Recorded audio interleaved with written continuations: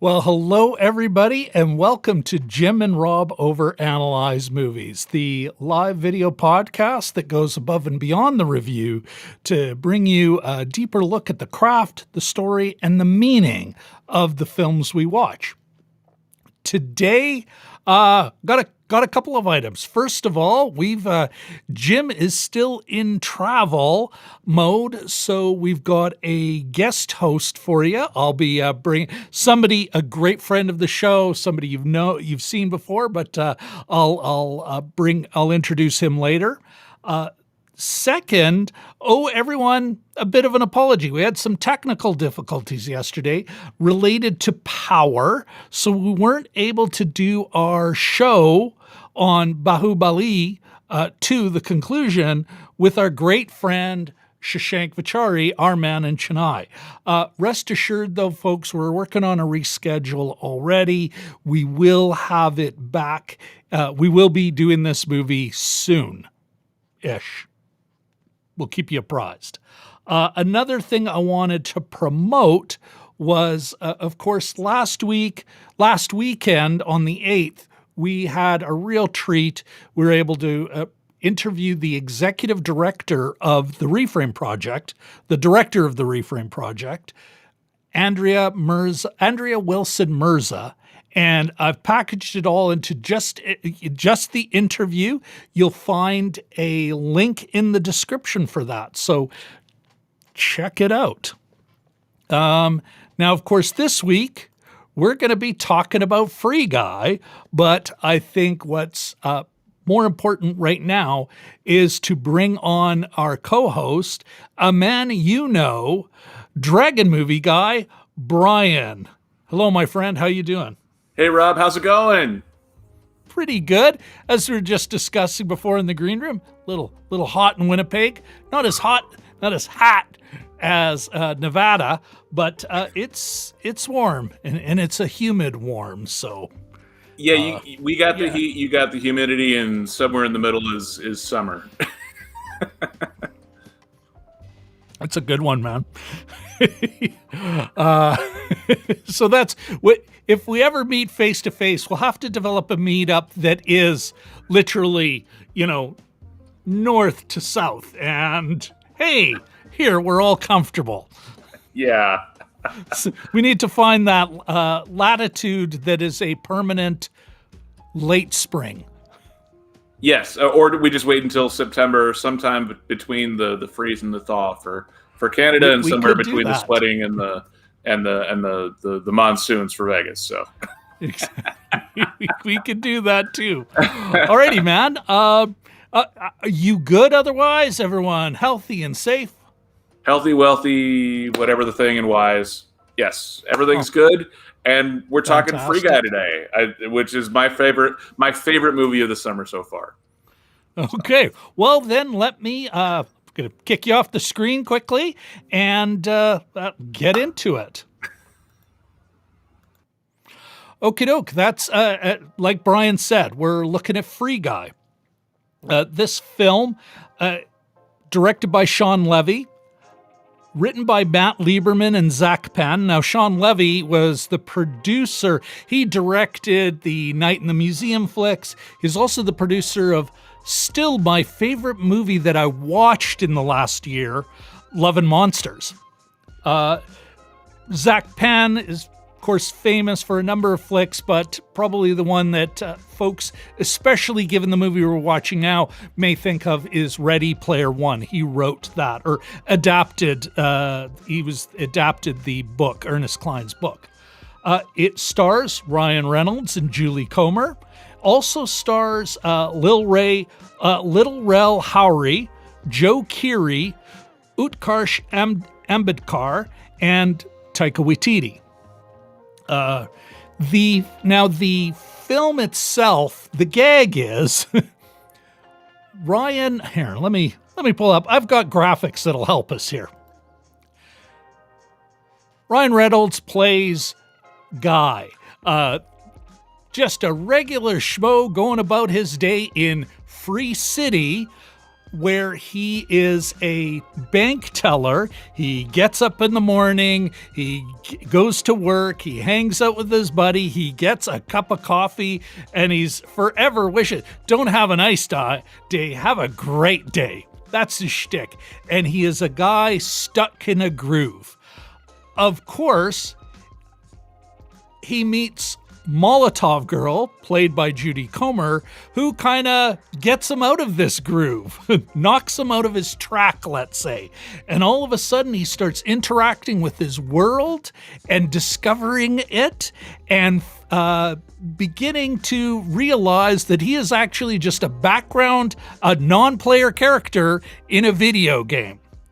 Of course, in the real world, we have Judy Comer's character, Molotov Girl, is also, I believe her name's Millie. In the real world, her and Joe Keery's character were ex-partners. They are she's in the game trying to find out how evidence on how Taika Waititi's character stole their AI engine and made it such that they got ripped off. I know that's a terrible description, but they got ripped off. But of course, there's also, so you've got Ryan Reynolds guy figuring out, oh my God, I'm now a free range non-player character in a video game. You've got Millie trying to figure out, hey, I got to find the evidence in this game of how Taika Waititi's character, the bad guy, stole my intellectual property. And there's a ticking clock because Free City is about to get shut down for Free City 2.0. So there's kind of the gag for the whole film. Now, as far as its social nutrition checklist, would it qualify for the Reese frame stamp? No, it would not. That's a big fat no there. Is it union made? Yes, it is. Did it pass the Bechdel test? Not that I could tell. And then last, and certainly not least, is there class consciousness here? Now, there is a consciousness being raised, but I would argue it's not class consciousness as I define it as most. Yeah, it's not a working class consciousness. It's a video character kind of going, oh, I might be able to think and act for myself. Anyway, so that gives us a big fat 25% in the social nutrition checklist. Now, with that out of the way, I want to bring back my my good friend Brian. And Brian, yeah, let me make some room for us here and get that out of the way. Tell me, give me your quick review. Yeah, I mean, to me, this is the Truman Show meets Tron meets Bruce Almighty in a nutshell. It is. I would actually have to say I do think there is some class consciousness in this film. I mean, it's not like a preachy thing or anything, but there is some. Well, we can discuss that. Quick review. But quick review for anyone who knows Grand Theft Auto, the video game, where everyone goes online and plays against each other. That's basically what this is. And Ryan Reynolds is the guy in the game that you just kind of go in and rob and beat up and do whatever you want to. I don't know who would think to make a movie about it. I'm not sure. Why did you tell us? What did you think? I liked it. I love this film.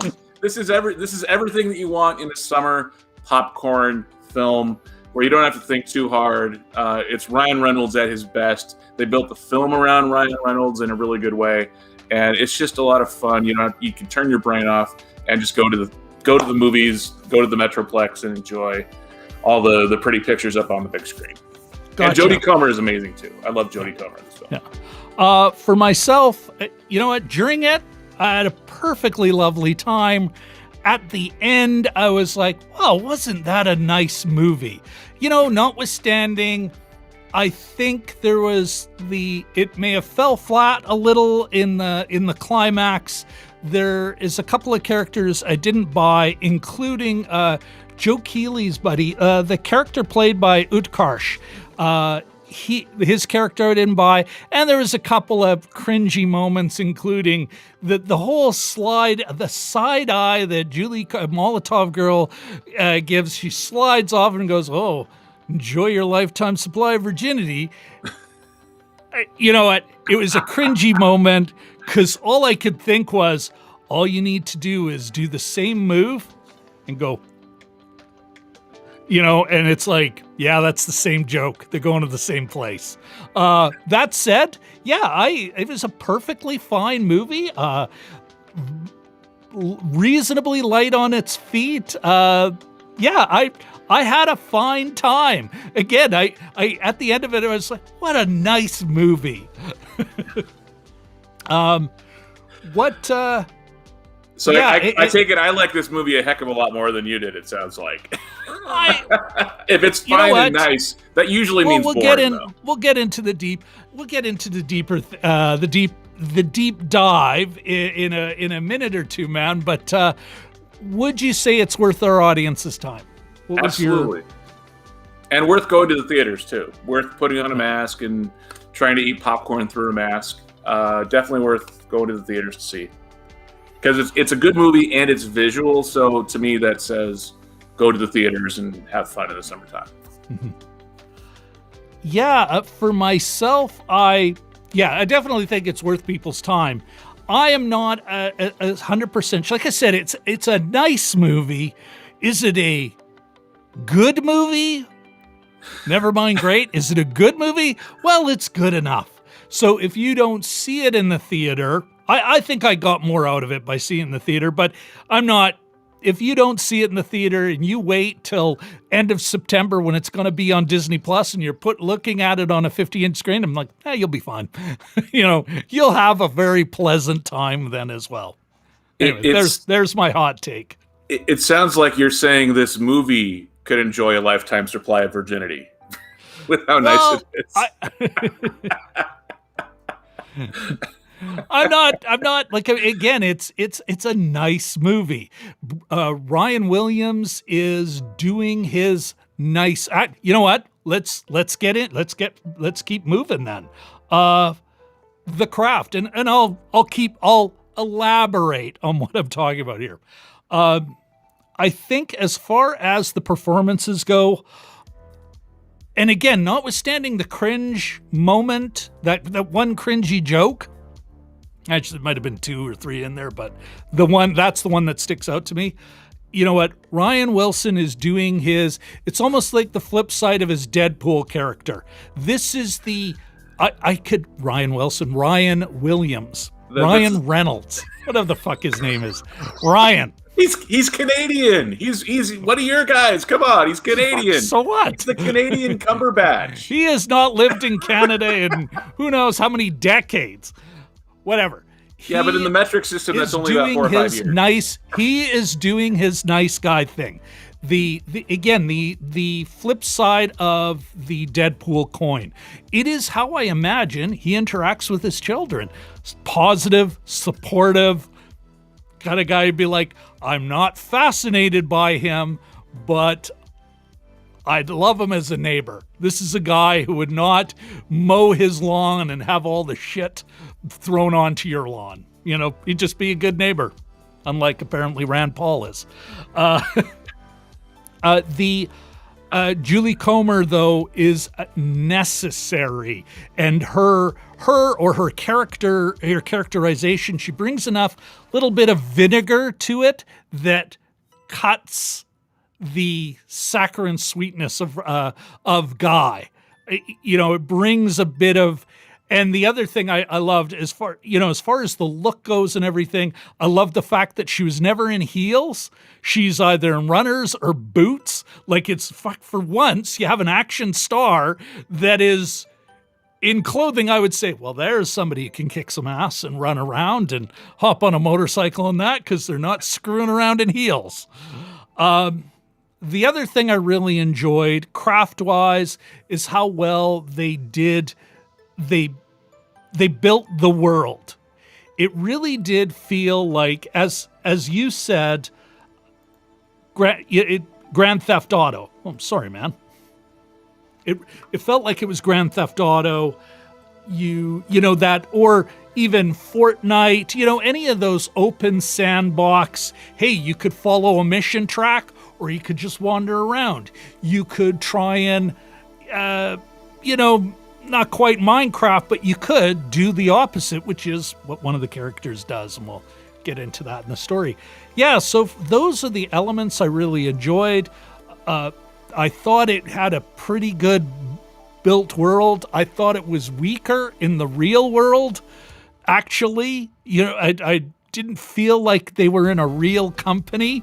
The fake world felt more in the spirit of a video game than the real world did. Or in the real world as a video game producer. That was there's my kind of take on the craft, at least. What about you, my friend? You know me, you know how I dislike CGI, to put it mildly. But I actually thought that was one of the really big strengths. It kind of fits here, though, right? Well, not more than kinda.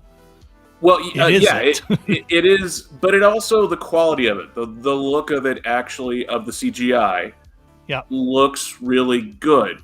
It the things that are supposed to look like CGI looks like CGI. The heads up display of when they put on the sunglasses to play in the game looks really good. But also when you're kind of going back and forth between taking on the glasses and off, and they kind of have a little bit of both there, it matches very well. They did it. The quality of the work on that looks really good. And while I trash most CGI most of the time, this to me is as good. Maybe not like photoreal, but in some ways, yes, photoreal, as you would get in a Dark Knight movie. Not quite that good, but almost. What I'd even argue that it shouldn't be. Like it's not supposed to be photoreal in a way. Like it's supposed to feel like, and this is what I think. People get trapped in that CGI versus in-camera, practical versus visual effects. And it's like, what does the story call for? The story does not call for real. It should look like a visual effect. It should look like a comp because we're in a digital world. It should feel like you're in. I would have even bought if they threw in a couple of weird glitches, because you run into that in some of these video games, even these AAA titles. I've enjoyed. Well, no, never mind. I'm putting a pin in that. So I agree. I felt again the in-game world felt legit, authentic. Because of the CGI.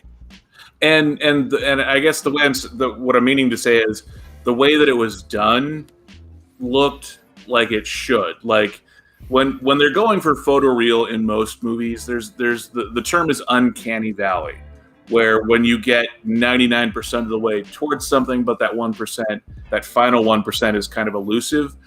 There's something off about it. Our eyes may not know exactly what it is that's off about it, but there's something in our eyes, the way we process images and the way we think about things, that we know that CGI image is other than. That's why they call it the uncanny valley.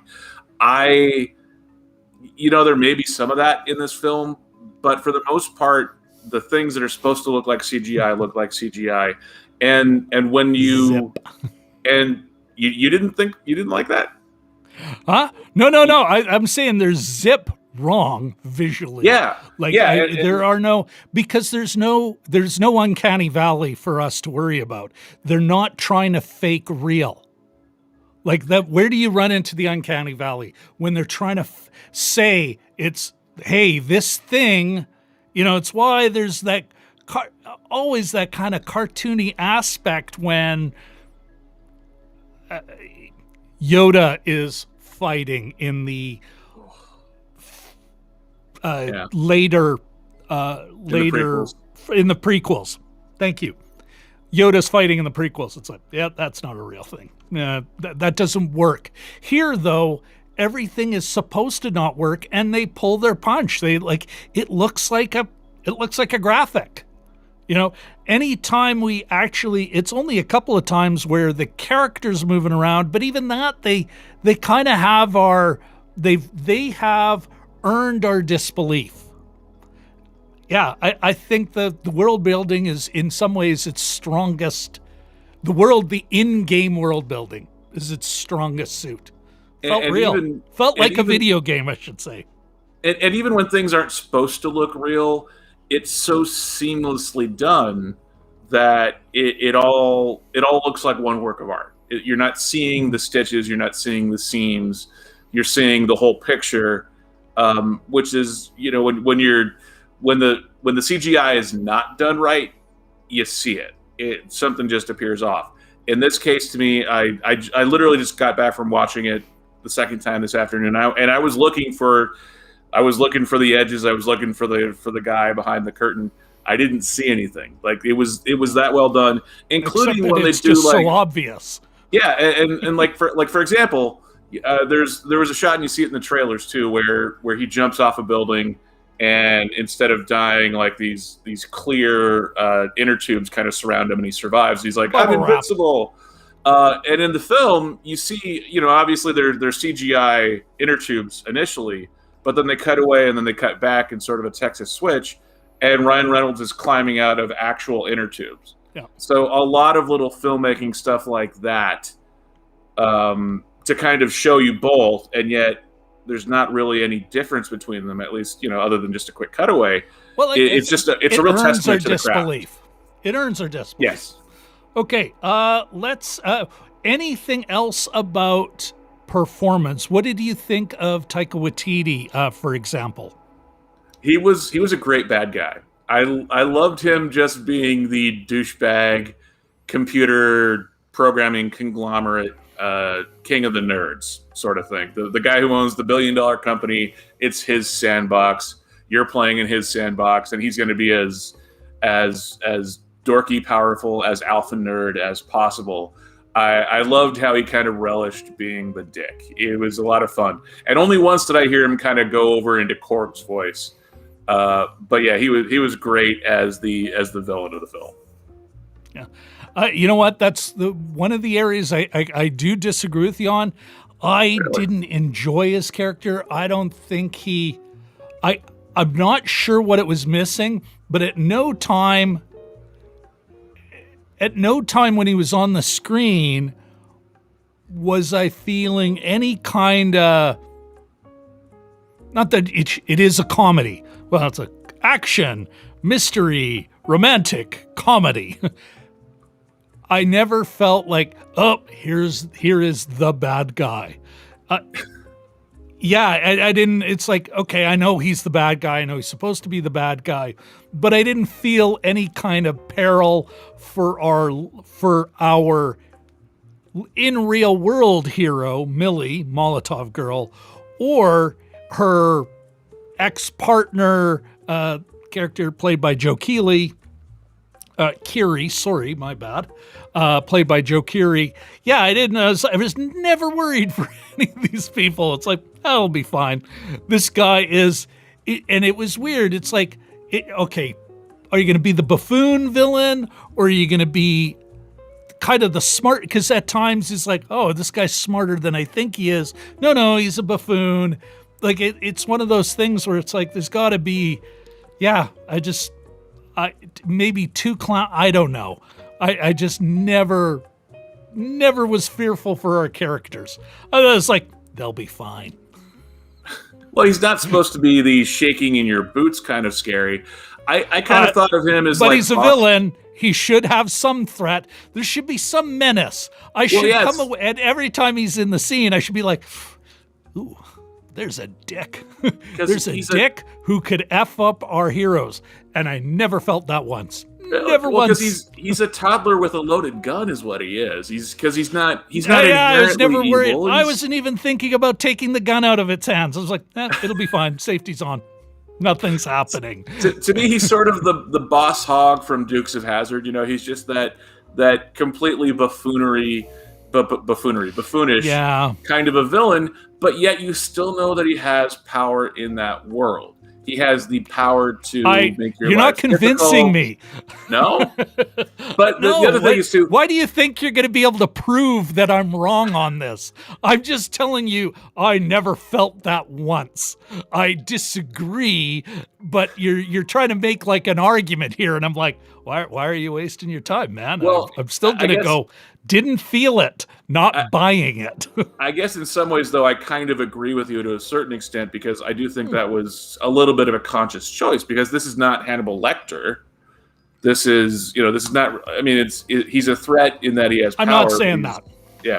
I'm not saying that. What I'm saying is, even in a comedy, you can have a good villain.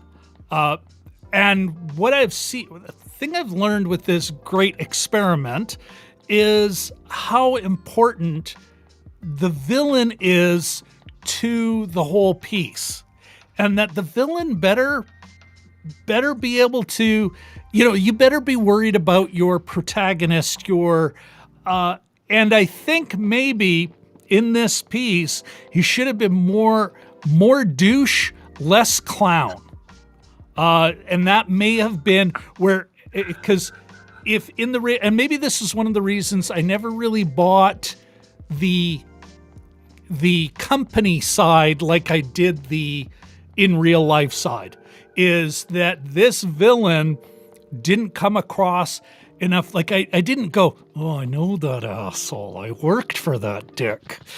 Once, you know what, where you can kind of go, I hate that guy, and I hate that he lords over everything. Like, if you think of he was nowhere near as effective as about your TPS reports. Really need those. Oh, Lumberg? And yeah. and there is a corporate dick where you're kind of going, I hate this man with every fiber of my being, and I still got to kiss his ass. I never felt that. It's like, this is a clown. He will come in, he will dance, he will honk a horn. Yeah, there wasn't enough of that for me, I think. And I do. I think that one of the reasons why, and again, and maybe it's is there anything you want to add about Joe Keery or Utkarsh's Ambudkar's performances, or even Lil Rel? I like Lil Howery's role as Buddy. He played. No, I'm just having a hard time saying Lil Rel Howery. Like, so I hear Lil Ray or Lil Ray, it's like, oh no, it's spelled like this. I triple checked. Well, it's anyway, supposed to be. Continue. Sorry, it's Lil Rel, as in short for Little Daryl. That's why it's Lil Rel. So just think about it that way. Okay. But as far as all the supporting characters, I liked their performances. They weren't trying to be something they weren't supposed to be. They fit well into their roles. I thought Buddy, and you saw the line in the trailer where he's like, I don't know about the outside world, but I'm sitting here talking to a friend, and that was that role. Kind of he was the proxy for all of the other NPCs in that role in that film to kind of ground. It was a great story moment. Yeah, and it's it's him being authentic to the character, and it's him being authentic to his relationship with Guy, even though he knows that Guy has gone off and bettered his life and kind of distanced himself from the life that he was living as an NPC, as he was at the beginning of the film. But it's also in a way Buddy kind of taking a step forward and saying, I recognize my friend. I don't know exactly what he's going through, but he is in pain, and I want to support him and let him know that I care. It was a great moment. Yeah. What did you think of the story? I thought it was the Truman Show. It was pulling out the Truman Show, and kind of the Truman Show in one hand and Bruce Almighty in another, and just kind of smashing the two together. And I liked the results. I mean, they weren't trying to reinvent the wheel, but they How do you see Bruce Almighty in this? I'm curious about that. I didn't pick up that play. Well, you don't get the God character per se, but you do have the two different levels of, you have a character literally playing God, on a different level than the rest of the Bruce. Okay, I see what you're saying. And in this one, you have the virtual world in which Guy is living and living his life, and you have the outside world, which is the real world, but that world is coming to an end, and the people on the outside are affecting the people on the inside, and the people on the inside, for the most part, other than Guy, aren't aware of it. So it's a little bit of that power thing too, and yet someone on the outside, Jodie Comer, as the creator, she was one of the co-creators of the thing that was stolen. She is one of the two gods of that universe, and she's interacting with Guy. So there is a little bit of a parallel, I think, there. Yeah, you know what? For myself, I saw the Truman Show, and I get the illusion. It's got some of the trappings of the Truman Show. I also saw that as a huge missed opportunity especially as far as the themes of the piece go. But myself, I was more kind of like, what was I thinking of? The other piece that I thought of was a Tron, not Tron Legacy, but the original Tron, where you got a real world person in there and you've got a program in there, and there's an implied kind of, hey, all these programs have lives, which I kind of enjoyed it. Like, I mean, this movie really does kind of, I don't know, The Matrix, I think that's a bit of a stretch. Again, the Truman Show is probably the one where let's say how do I put this? It's the missed opportunity. Guy only becomes this thing. Well, first of all, Guy only becomes the thing being people getting excited about after he jumps out of his track. Whereas the Truman Show, the only reason anyone's watching is they knows this is a real human being that they are watching, even though he thinks he's in a real world, right? That is, it's hey, this corporation adopted this baby and we built a set around him, and now we can manipulate his life for your entertainment. No one was thinking about the NPC, and I would almost argue this is maybe one of the weaknesses of casting a Ryan Reynolds in this role. It's like, they're NPCs. They should not be noteworthy in any way. And Ryan Reynolds is a guy I don't think I would miss in a crowded room. I'd be, oh, there's the hot guy that all the girls will like, and I think also thematically, but we'll get into that. But yeah, I think there's a missed opportunity, especially theme-wise. I do see, though, there's some of this, like it is. And this is the one thing I can hand to the story, to the filmmakers, is it is new. It does have allusions to, or let's say it's taking pieces from a number of different movies, but Free Guy is Free Guy. I am not seeing a knockoff or, oh, they just took this and this and jammed it together. I do not feel that in any way. It feels like it's its own movie. The other thing I think is in choosing, I think there's been actually a number of successful video game movies. One of the ones I really liked was Jumanji not Next Level, but Into the Jungle. A great riff on a certain type of video game. And, Jumanji was, no, you pick a character, it has these features, you've got to run through each step, there might be a couple of cutscenes, and then you end the game. Very much an old school cartridge adventure game, right? You'd almost see a side-scrolling thing in the way that movie played out, whereas this one really does understand, okay, this is what a sandbox game is. Yeah, you can have missions and everything, but it really does understand PvP, like it's got Fortnite elements. Heck, it even understands the gamer scene. There's a few cute cameos from like Pokemon and that, actual gamer streamers, which I thought was kind of a nice shout out to its understanding of this game space. and I thought that was cool too. Like, so even as though I think, and I get into it later more, I think there's a missed opportunity in theme and what they could have explored theme-wise as far as unique as any story is, but as far as a unique story, I thought it was pretty good. It's one of the reasons it was a very nice movie.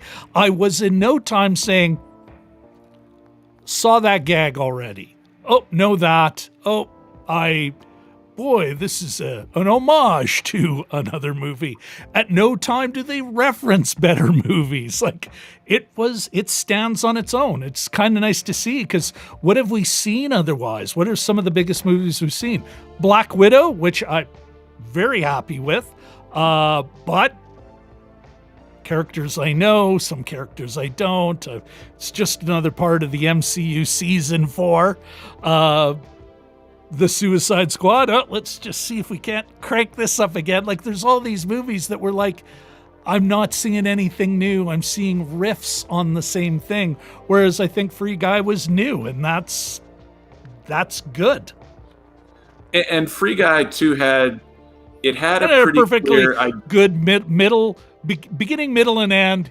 Sorry, pretty clear. I think I know what you're going to say, but well, it's just I think Free Guy knew like anything else. Film is communication. It's people talking to each other. It's surrounded by celluloid and 24 frames a second and special effects and high-paid actors making millions of dollars. No celluloid, it's not anymore. No, yeah, it's all. But it's it's still. I get what you're saying. It's still human communication, and the more clear a movie is, generally speaking, I think the better it is. And you can have, you can really do any trope. You can have any kind of plot device you want. But if the underlying theme, if the underlying message being sent, the story being told is clear, then that usually to me is the hallmark of a good movie. Yeah. And, while we can say Truman Show and all these other films as reference points, this film, definitely, you're right, is its own stands thing. On its own. It does, and while it does, kind of pay an homage here and there, third act falls a little flat, but you can definitely tell that they did a couple reshoots for sure. Second time watching it, but I just perhaps in a server room. Yeah. The final scene was definitely one that they reshot, because Ryan Reynolds definitely looked a year older for sure. I'm even just talking in the server room. Like, it's like, what? He's gonna take an axe to. I'm just that totally fell flat for me. But sorry, you continue. You didn't. I'm diverting you on a track here. Continue. Yeah. I actually like that scene, but it's one of those things where I do think in some ways the Truman Show was farther removed from the idea of reality. It was more of a thought experiment, and some people have said that kind of was a precursor to reality TV. And okay, fine, but these MMO RPGs, these massive multiplayer online role-playing games, really exist in our world. They really do happen. So in some ways, I think Free Guy is a lot closer to reality. And as we get closer with artificial intelligence to artificial intelligence sentienceness, that's the right word, them being self-aware. The singularity. Yes. I do think there is a lot I think that this movie is a lot closer to our actual reality than the Truman Show was 25 years ago. Well, this pulls a lot from it. Okay, you're fine with the story then. I'm not buying. Like I said, I think that in the third act it falls flat. Really did not like the whole. Well, just take an axe to these servers. It's like, really? Okay, whatever. Sure, I'm still along for the ride. I know how it's all going to end. Okay, Let's continue. Say, though, there was one moment in the third act that I loved, that you could totally tell that this is a film that started with Fox, and you could tell the moment that they finished the deal with Disney, because there's that one moment where the Disney products come in, and you're just like, oh, so this was a reshoot. But yet it fits perfectly in with the film, and I love how they kind of built it in with the never took me out of the movie. Where they're like, is that a I don't want to drop a spoiler there, but But yeah, No, drop a spoiler. What are you? Yeah, new? well, yeah. Anyone who's watching this has probably already seen it or doesn't care, and will go see it anyway. So yeah, when they drop the Captain America shield in there with the Avengers music, when they drop the lightsaber in there, and all the people are like, "Is that a lightsaber?" Oh, and the music with the John Williams music, and yet and they're anyone they're all can do a composers. lightsaber, but with that music. Yeah, and it was done just enough to be a wink and a nod at the audience watching, and we've all seen that audience reaction type thing before, but it was a wink and a nod at the audience. Real to games in that they will bring in these, these weapons that are really just from another, they actually got they had the rights to put it in their movie. But there's plenty of games out there where it's like, okay, we're not saying it's Captain America's shield, but it is a circle with a star in the center. Well, and that's part of what I loved about Taika Waititi's character. Because it's made out of vibranium. Yeah. Well, because for all of him talking about intellectual properties and IP, and yet Disney, once they take over this project halfway through, they're bringing in the IP that Disney now owns with Fox and Disney all kind of coming together, and Lucasfilm and Marvel.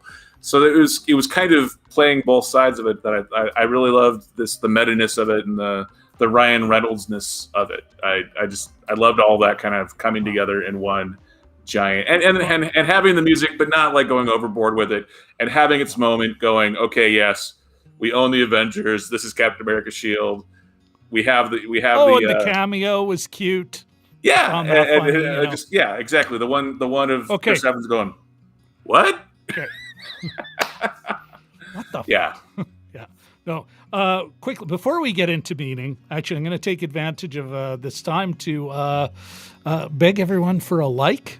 They've made it to this point in our little show.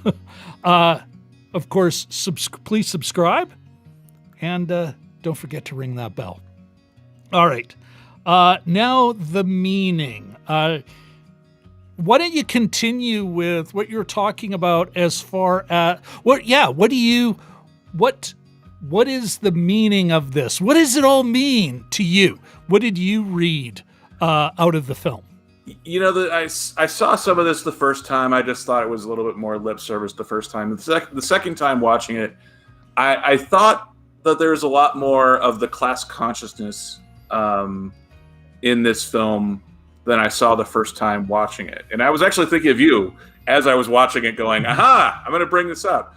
Because to a certain extent, there's a little bit of an allegory there of the NPCs in the background as being a lower class and knowing their place. Because you have Lil Rel Howery as Buddy going, like when Guy first goes off, when he first sees Jodie Comer in those leather pants, and he goes, "Whoa!" and he starts kind of walking off to follow her. Guy, Buddy's like, "Dude, what do you?" We don't talk to sunglasses people. We don't talk to the sunglasses people. Well, let's just go on our way, And then when they go they're in one of the bank robberies, and he's like, Guy's thinking about standing up for himself and kind of getting out of his lane a little bit, and then when he does, and he takes the glasses off from the other person and gets that really cool kill shot, and he offers the glasses down to Lil Rel Howery. He's just sleeping. Yeah, with the big hole. Sleeping. But the idea too of he offers the glasses. This is a man who's now raised himself up. It's Guy. He's gotten to level 100. He's getting the girl. He's got all the money in the bank. And he went and got another pair of glasses for his buddy. He gets the glasses, tries to hand them to his literal and figurative buddy, and Buddy averts his eyes. He's kind of like, "No, man, I'm good where I'm at. I don't feel like I should," as if he were part of the servant class, as if he were someone waiting on royals or something, like, you're not supposed to make eye contact with the queen sort of thing. That's sort of what it felt like with the class. To me, that was like a class consciousness moment to me. And then kind of towards the end, when he kind of goes, you know what, maybe. And he's willing to get the glasses. So I thought there was definitely some subtle, it wasn't like trying to be, this isn't a movie about class consciousness, but putting a little bit of that in there, I thought was a really interesting thing, and brought a little bit more legitimacy to the characters, not just going, okay, well, they're background characters. Yeah. You know what? I think of it a little more strictly in a, well, and I can't even say it in a Marxist sense. Like, there's plenty of liberal economic thinkers who use this same approach to class. That said, I do think of it in a stricter sense. What you're talking about is very much it's the allegory of the cave. It's a Platonic idea of, here, you need to see the world as it is. Like, with these glasses, you'll see what's really going on, what is behind. And there's this kind of idea that there's some people are ready for that and others aren't. And this is where you could, and it's always tough when you're absolutely right. Like, it's not a big, it's one of those unintended meanings that kind of comes naturally out of the story they're kind of trying to make. Like, it's not, but this is almost a Matrix moment. Take these glasses. Here is the red pill or the blue pill, whichever one is supposed to take you out of the one level and move to the third eye. you know? I think it's the red pill that's supposed to wake you up in the Matrix. I think. Yeah, it's been a while since I watched it. Yeah. Whichever one it was, I think that was kind of the best we can draw out of that is that for me, when I think about class consciousness, and this is where one of the missed opportunities. Only briefly does I gotta stop doing this. What the heck? Bear with me, my friend, because I'm really. Oh, come on. Okay, Mr. Keery, you played Keys. Mr. Keery played Keys. Okay, there's a moment where Keys, and it was like really kind of this could be interesting, where he talks about he's a millennial, he's got a bunch of student debt, he doesn't make a lot of money, and it's like, yeah, you could really get into that, where you could dig into that. A lot of these big game companies are filled with, they might be wearing white collars, but they're working class. You hear about somebody, I work in visual effects and rotoscoping.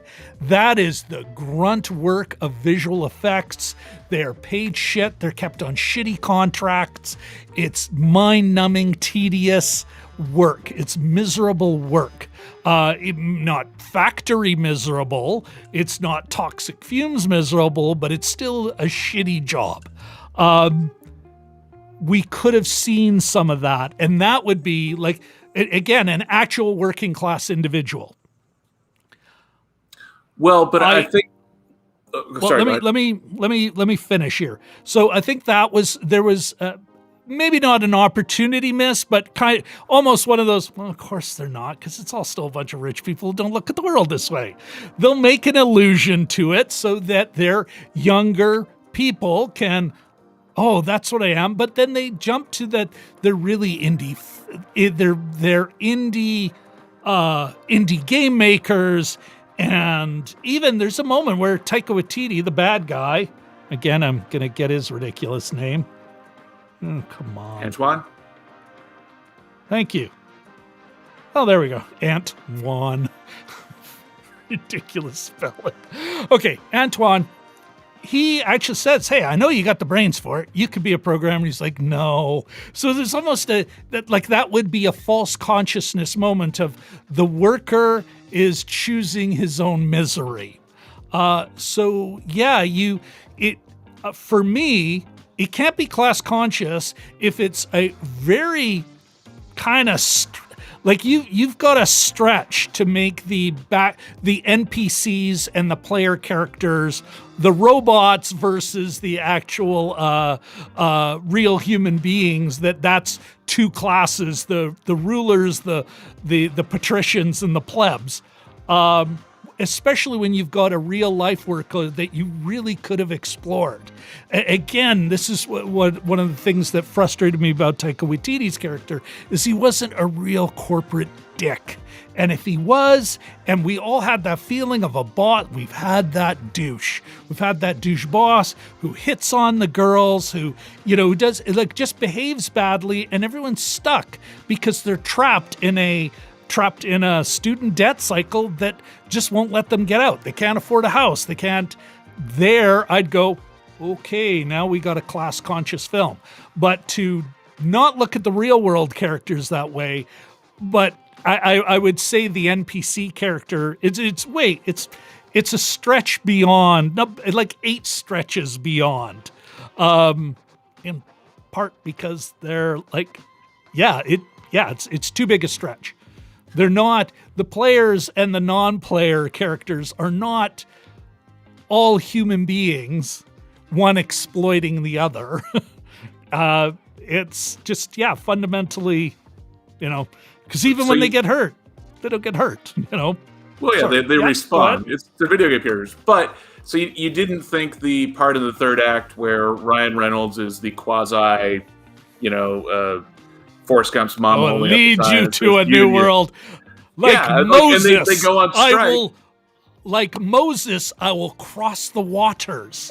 I will bring us to Jordan. I will cross the river Jordan to the promised land. No, not that part. The part right before that, though, where he rallies all of the NPCs together. Rallies the Hebrews, the Israelites. But they didn't go over the bridge with him.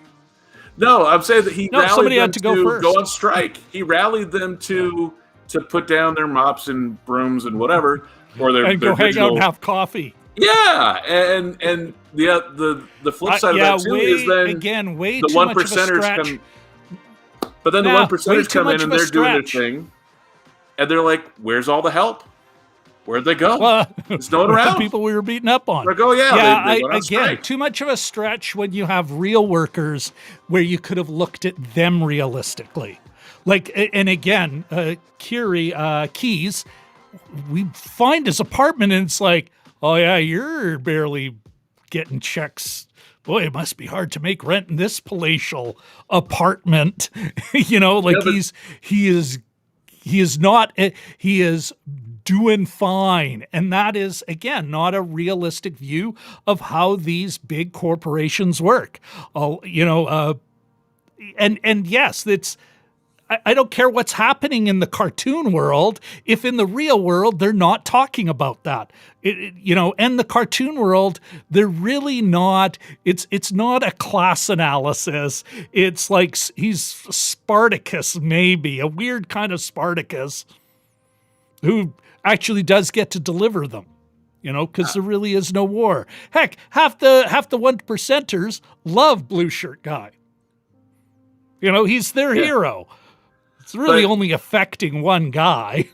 But see, I would argue that Joe Keery's character in that concept where you're bringing up where he has all of that dead and all of the, if anything, I think it's a slight poke at millennials, A, and B, that's also the scene where Utkarsh Ambudkar walks by, almost as a throwaway line goes, yeah, talk about white privilege. And by him saying that without having to have an argument, and that is the problem with it. Oh, exactly. But that's the problem with it. That's why it's not class conscious at all. Because he is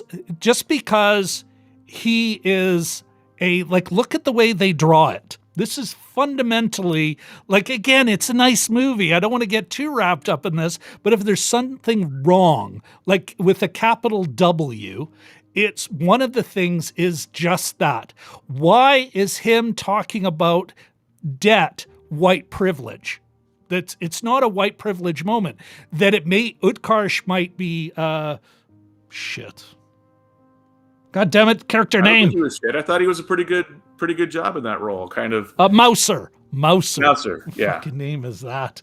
Anyway, Mouser, for a white character to talk about, I got this, I'm stuck, is not is not an expression of white privilege, except that he says it to a brown guy. The brown guy says, oh, that's white privilege, which, and like you said, it is a shot on a millennial. And again, putting him in a fucking beautiful apartment, it's this really overt slag, like saying, you got nothing to complain about. Back in our day, it was so much harder. Whoever's day people are like, millennials get shit on when I think most millennials really are just what they're discovering is they're working class people who are now kind of stuck to a mill that they don't want to be on. And there'd be one thing, let's say, again, if I was saying it to a brown person, oh, I have it hard. And the brown person goes, are you talking about you have it hard as a white person? And Keyes wasn't doing that. He was talking about practical things his problem is. And there, if it was conscious, Mouser would go, yeah, I hear you, brother. Add to that a couple of arrests, false arrests or pulled over, for walking brown, or I can never get fly without getting checked. That would be a little more realistic where he goes, yeah, no, I got it shitty. I appreciate that you might have a shitty plus some extra cheap shots. But to say, oh, that's white privilege because he's talking about very real issues a lot of people are facing, crushing debt load, etc., is to kind of minimize that concern when there should be a moment of solidarity. Yeah, him talking about it, it's nice to hear it, but it wasn't placed appropriately. So this is why it's not a class conscious film. The what's going on in game versus what's going on outside with actual people.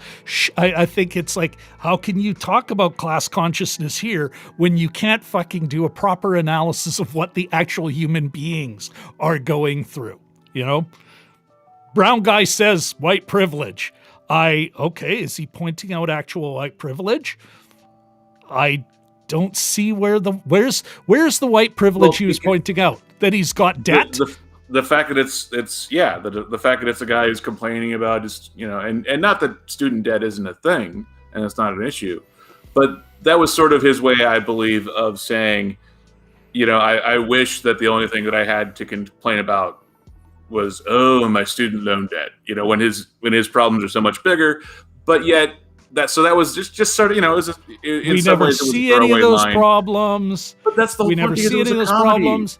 That was the way of addressing it without delving deep into it, because it's a summer action movie. It's a summer action thematic. Comedy. Well, but that's why I'm not class conscious, not at all. It is a summer action movie made by people of privilege. And yeah, they're using things. Cheap shot on a rich kid whining about his situation. Only because they drew him that way. And it's like, you had an opportunity to make him more realistic. You're using that. It's insulting to anyone when there are like white privilege is a fucking thing. Why use it here? Why drop that card here? It's like, that doesn't make any sense. Oh, right. Because it's not a class conscious film. Like it's got a couple of things going for it thematically. I would call it, relatively speaking, a shallow film. Not shallow's too pejorative. It's a popcorn film. It's light. It's thematically light. It's not trying to change the world. Yeah. But it does have things it believes in, not class, and not even accidentally class. I do think, though, and this is seen in both the real world and it's very much about and it's even in some of the promotional material, but it's really about a guy who's been a background player discovering he can reframe his life. It's like, well, I may be a background player in that person's world, but I am the star in mine. I get to star in my own movie. Just because I am a background player in others doesn't mean that is all I have to be.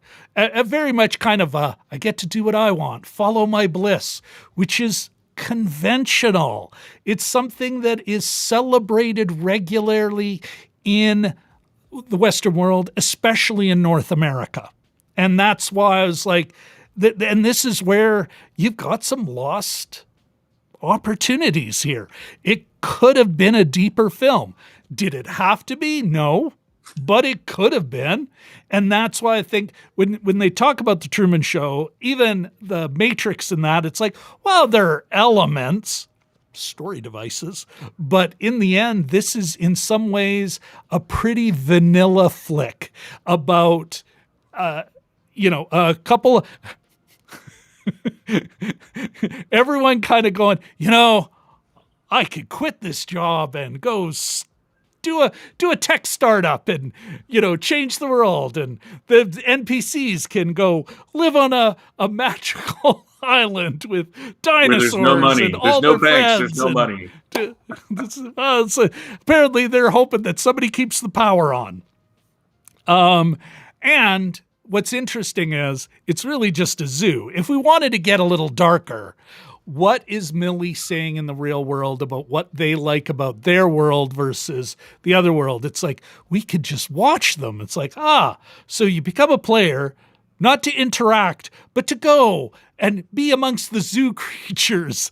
You look at them in their natural digital habitats. Yeah, like this is, the fundamental relationship between the NPCs, the now self-driving NPCs, they're still there to do their dance. They may have got to cut their strings, but they're still in a space and wholly dependent upon someone not turning off the power on the server. Well, and that's where I think a sequel could delve into self-determinism and sentience as being an interesting idea of exactly that, of living life. Do you really see Fall Guy 2 getting deeper? Yeah, actually, I was being a smartass. Yeah. I want to ask that question seriously now. Do you see Fall Guy getting deeper in a sequel? Because apparently Disney wants a sequel. I don't think. I hope we get a sequel. I don't think though it's going to get deeper. I don't really think this is a film that I would want to get deeper. This is a film that is supposed to be fun. It's not supposed to really make you think. This is not going to be a film that's nominated for 20 Oscars. This is just, it's a popcorn film. It's pretty pictures and pretty people, and it's just I am paying attention. Action. I'm sorry. I'm also trying to work a technical problem. No, but to me, this is just, this is not good. This is sorry. As I glitch myself, what? So okay, but the point is, this is a film that isn't trying to be. This isn't a film trying to be something it's not. It knows what it is, which is just a fun summer blockbuster. So it makes a little bit of commentary here and there, but it's not the point of the film. Keep talking. I can hear you. For whatever reason, the internet gods don't want you to move right now, but I can hear you.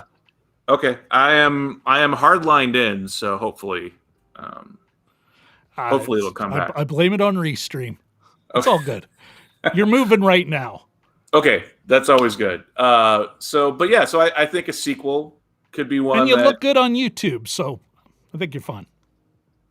But I think a sequel, that could be a premise for a sequel. Obviously, I don't think it's going to be one that can or should dig deeper, because it's a summer blockbuster. It's not supposed to be. It's not supposed to be one where it's not 12 Years a Slave. It's not these serious, heart-crushing kinds of things. It's like the Truman Show. Truman Show was a summer blockbuster. No, it's not. No. And that is, I would disagree with you. That is the missed opportunity. I think the Truman Show was why people still talk about it now is because it was a much deeper film. Without trying to deconstruct it right now, I'm just why it sticks. Why people still talk about it is a deeper film than this is. I am willing to wager that in 10 years or 20 years, I don't know. It's an easy wager to make. How are you going to call me on it? But I'm willing to say that in 10, 20 years, we're not going to be talking about Free Guy like then in that future, like we talk about the Truman Show now. Truman Show is taken way more seriously than Free Guy, I think, will in our future. And again, that's where the lost opportunity is. There, it really is you feel badly for Truman.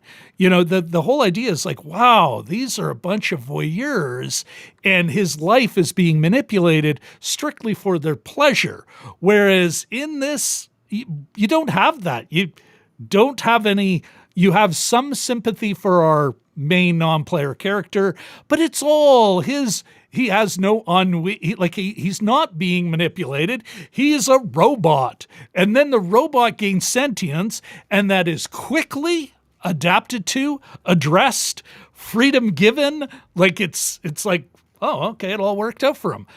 Truman Show, you're like, wow, corporation is manipulating this guy his entire life. And now he's going to leave that protected bubble. And how is he going to do it? It brings up a lot of issues. Whereas, what issues is Free Guy going to bring up? Not a lot. It's a light. Determinism. I mean, that's why you get the parallel allegory of good afternoon from Truman Show, good afternoon, good afternoon, good evening, and good night if I don't see you. And this one is don't have a good day, have a great day. So clearly they're kind of drawing a little bit on both of those, along with like I said, they'll steal little pieces. Yeah. But they'll steal pieces of it, but they're not taking yes, they both have blonde hair. They must be the same. It's like, no, they got blonde hair. Not the same people they're at all. Both Canadian. Again, not the same people at all. I think John Keery, and this is no knock on Ryan Reynolds. John Keery at that time in his career wanted to be a serious actor. And I don't think that's Ryan Reynolds' desire right now. He's more than willing to, entertain. I think his creative efforts are being poured into Deadpool, which I think is now Deadpool, I would say is more subversive than people may think. Still not a class conscious film, but it's still a culturally subversive film. And definitely one of his passion projects. But like I said, Free Guy could have been in, whether it be the different hands or the same hands, looking at it being a little more ambitious, could have had their blockbuster with more depth. Again, it's a follow your bliss kind of self-actualizing, we can all have the future we want. We can all be stars in our own movies. They even did. I will put it in a pinned comment, folks. They did a great and very on brand for Ryan Reynolds and very in keeping with the theme of the film. There is actually one of their promo videos where they actually focus on two literal background performers and talk about their lives and why they're extras in the film, or not extras, background performers. And it really is, it's actually a sweet little moment and very, like I said, on brand for Ryan Reynolds, the nice guy. But I would argue there in that 2-minute videos, there's the theme of the film.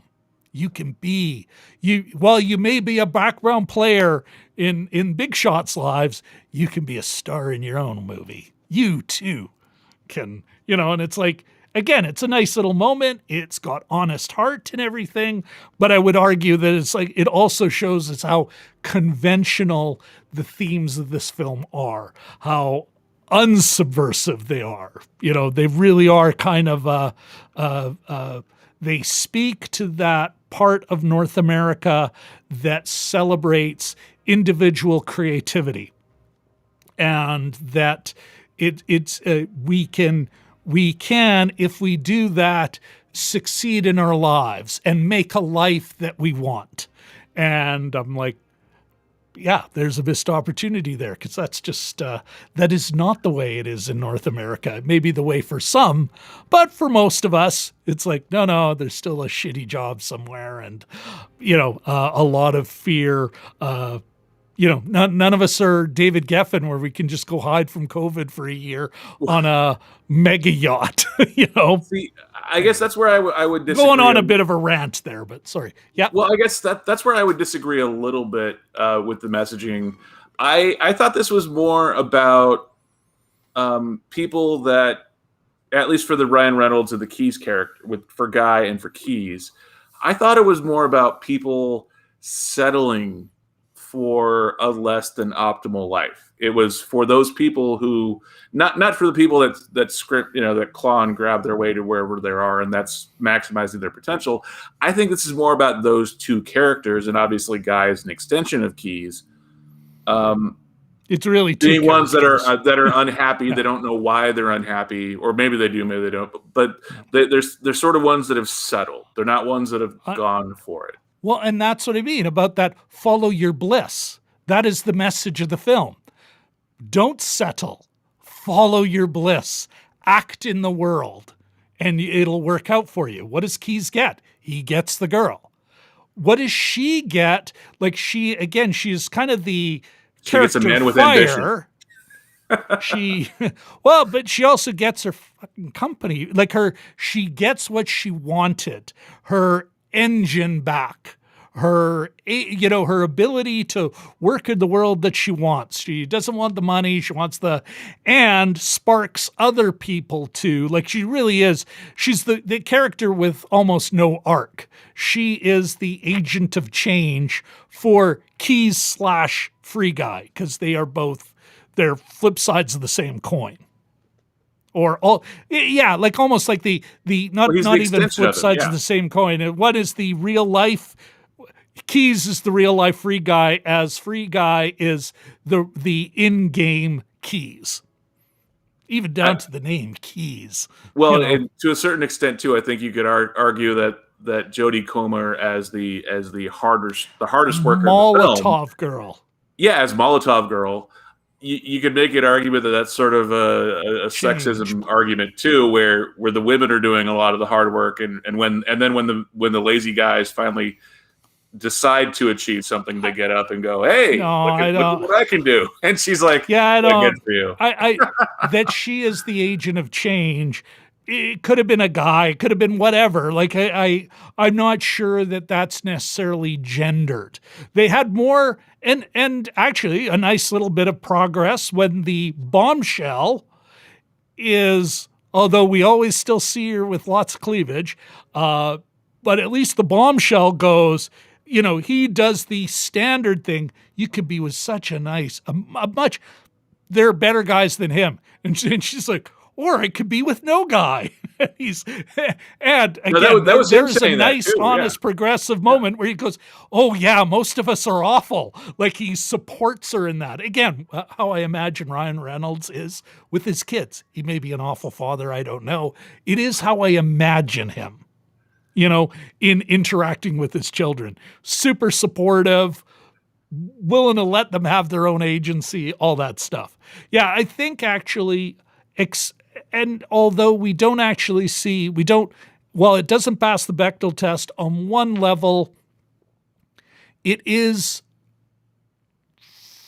what could have gone really sideways. I think on the gender side of things, it's better than, it could have been really bad. And that it wasn't, that... Again, Jodie Comer and the way that even the age gap, I loved the way it ended.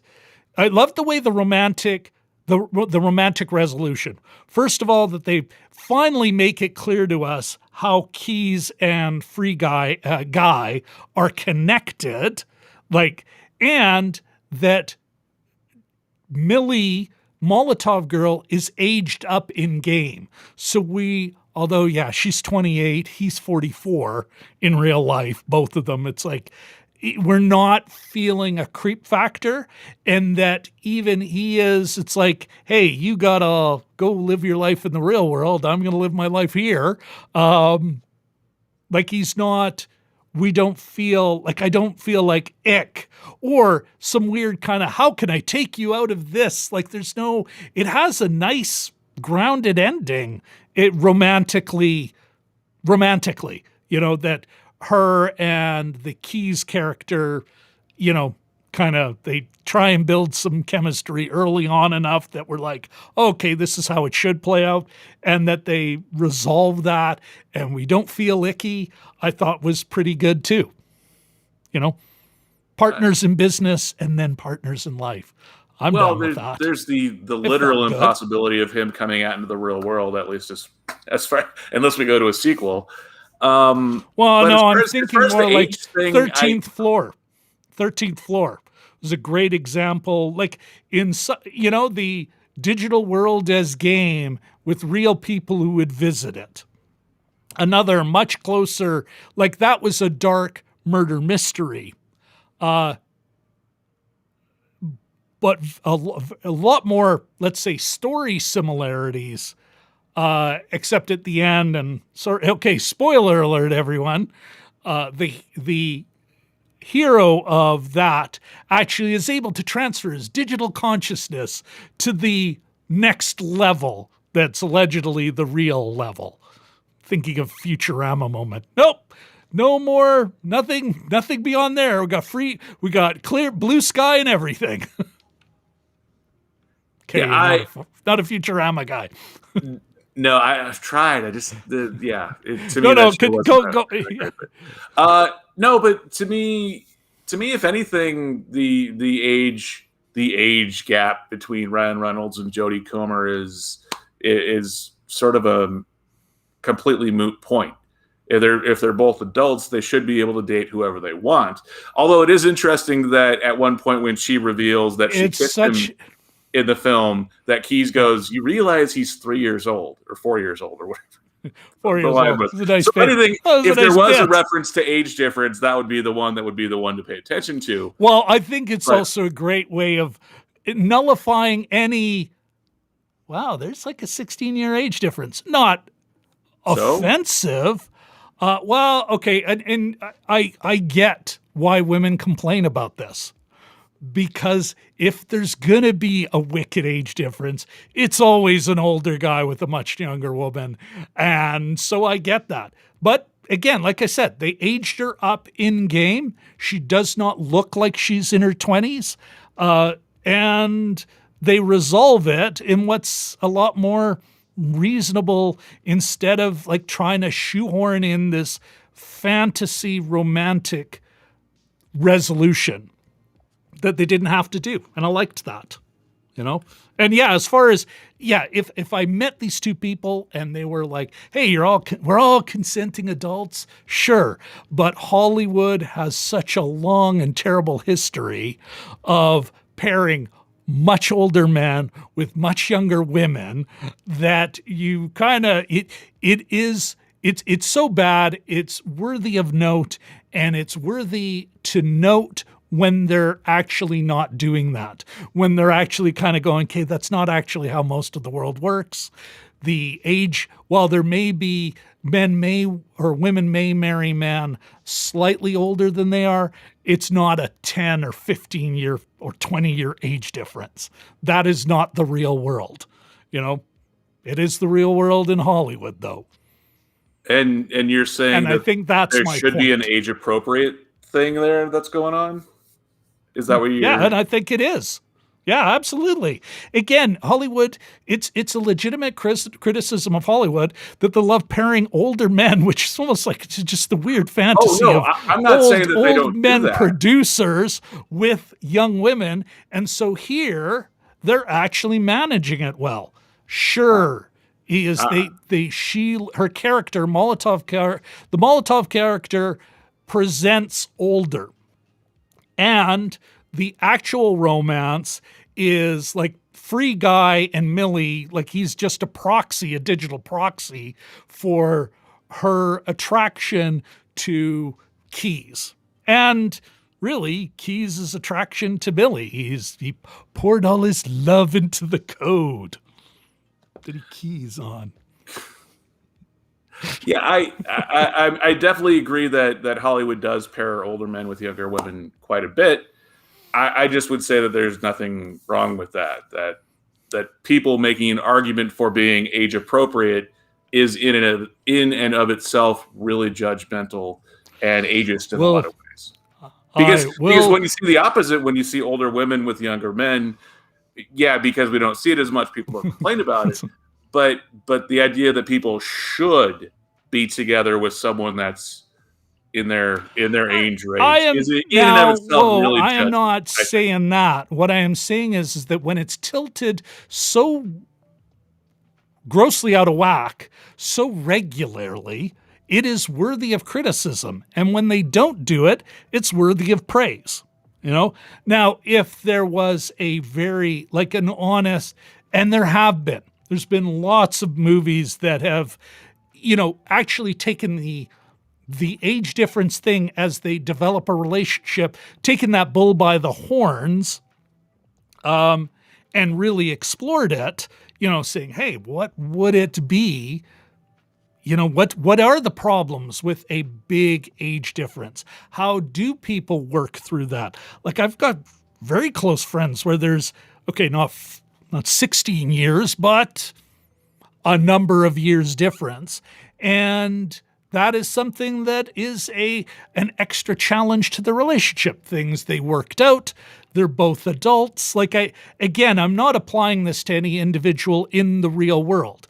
I think, though, it's a legitimate criticism of Hollywood, and when they don't do it, it's praiseworthy, and therefore I am praising it. Whereas you think I'm judging it, which I'm okay with that. I'm okay with you feeling that way. I think my judgment is appropriate here. Because we're all judging. Yes, but what we're willing to accept as socially judgy? acceptable judgment, though, is a whole other matter. That's where the argument that I would make. Say that one more time. Well, everyone judges to a certain extent. Like if someone's a murderer, we judge them socially. Oh, he's a murderer. Oh. But whether or not we should judge on an age difference, I think we disagree on that. Again, I am not judging people in real life. I am judging Hollywood in the way it presents unrealistic scenarios as though normal. It's right down to the root of why I talk about the Bechdel test, why I talk about class consciousness. It's because Hollywood tends to kind of present the real world in a very narrow light that benefits older white men, and now mind you, I appreciate that I am a middle-aged white guy who has certain benefits that, accrue because I'm a middle-aged white man. I do think, though, that if I were to lose some of those benefits, that would probably be good for the world but I really do strongly believe that Hollywood films should at least give a shot at trying to represent the world that we live in as a little more like the world we live in. And I think this is one of those areas. But the world that we live in, though, is also very relative to from the point of view in which we view the world. The perception, the reality. I think there's actual statistics. No, the statistics are there. And this is, I don't think that our perception. I think perception is important, but I think there is a real world that can be inferred. Like there is an objective world that can be known, or if not, and while it may not be perfectly known, it can be dialed in really close. And Hollywood presents a world so different in a lot of movies, so different from the world you and I walk and work and eat and love, that it deserves criticism when it keeps leaning into it. And praise when it's actually growing that, let's say, that focus where it's coming out a little wider and there's more people in the real world who can kind of go, oh, that kind of reflects my life a little. I see me in that.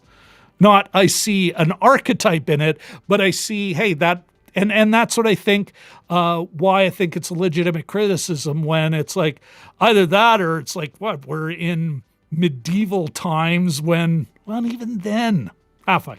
Well, you know what? We'll bring Andrea back for another conversation. All right, my friend. Anything else you want to add to meaning? Like we have done this subject well, I think. Well, I think that's part of it though, is that there's a lot of subtleness there that isn't trying to hit you over the head. That's just adding enough depth in an otherwise just popcorn fun, straight ahead summer movie to where we can have that discussion, to have that debate, if you will, and you know, add a little bit of a point of view, a skew to a view askew, a Kevin Smithism to the film. I think you're giving it more credit than it deserves. Like I said, it's thematically light. It doesn't really subvert anything. There's a couple of moments where I'm like, oh, that's honestly progressive. Again, within a certain framework, but I'm okay with that. Again, it's a nice movie. I did not go into the theater going, this one doesn't, and again, so when I think of Nomad, thematically, that makes me mad because it presents itself and it lies to us. Whereas this, I'm like, well, you know, yeah, it could have been deeper, could have had more heft, but I had a fun time. It was fun. It was nice. I walked out of the theater going, what a nice movie.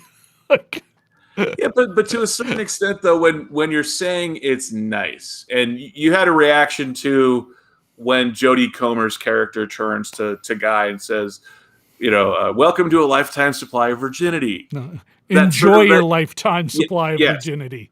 But that's very similar, though. To call a guy nice is one of the biggest insults that you can say to a guy in general. So no, I think it's coming from a very similar place. I did not say it to him. I said it. No, but the movie, that's horseshit. It's a nice guy. Shit. Well, it's a nice movie, but I don't think it's a great movie. I think it's a good enough movie. It's not doing anything for me to go, holy fuck, this is going to stand the test of time. This isn't The Matrix. Like The Matrix, big summer action movie, but has way more meat on the bones. Way more. It really is. It's a deep movie in the way this isn't. Now, that said, it's a pretty light comedy. It's shot brightly. It knows what it is. Mm-hmm. Again, something in its favor. You know, it's not like Nomad, promise me something and then, well, you know what? I'll put a post on when I went away. I can listen to you go on Nomad for a long time. But please continue your Nomad rant. Fuck that movie. Well, and it's frustrating. It's the only contemporary movie in the history of our show now where I've said, yeah, I know it's a great movie. I'm sure she's going to win an Oscar. And a great movie, maybe not a masterpiece, but to use Beaver Does Productions things, it's a for Billy Blanks flick, but that I can't recommend because it's thematically lying. That said, this, I think if me and Shawn Levy and Mr. Zach Penn were sitting in a room, I'd have a great argument with them. They'd go, self-righteous prick. And I'd be going, you know what? That's what the bourgeoisie always thinks of the working class, calling them on their bullshit. But still be able to say, I enjoyed this movie. I think it is worth people's time. Not necessarily theater time if they can't make it, but if they can make it, sure, see it in the theater. But to say it's a nice movie and I am making a point. It's not it's not necessarily a good movie. It's good enough. It's nothing that is going to stand the test. I do not believe it'll stand the test of time. It will be another nice flick in a long line of nice flicks that are forgettable in 5 or 10 years. So you There's are lots making of a nice nice guy movies that argument we for it. don't remember about. There's a lot of nice movies that we don't remember. You know. See, I would still argue though that nice is a 4-letter word the way that you're using it in this Well, context. it's I will barely say a that. compliment, but at the same time, I'm like, I am acknowledging that it's good enough. Well, but the way you're using though is a compliment in the. It's an insult in It's the a bit form of a compliment. backhand, maybe a bit of a backhand, but I'm okay with that because it's not doing anything. It does nothing that says it deserves more. I would say The Suicide Squad, although not as enjoyable a film, is in many respects more subversive, has more thematic heft than this thing does. Yeah, It's a nice little movie. It's a bonbon. I would argue that to subversion in and of paraphrase, itself is way overrated. That people give subversion just as a thing, as a storytelling device, way too much credit.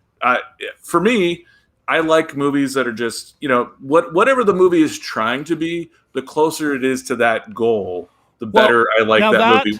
Which to me goes back to clarity. Well, okay, we're gonna cut it off there then, because we're now getting into the next part of the film.